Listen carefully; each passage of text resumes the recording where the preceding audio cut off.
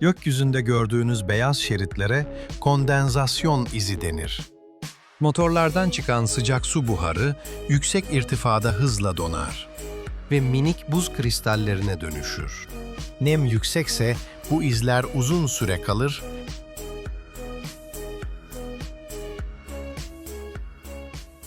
Bilim insanları bu izleri önemsiyor.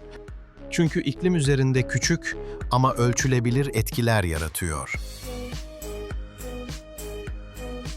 Aslında gökyüzünde yapay bulut görüyorsunuz.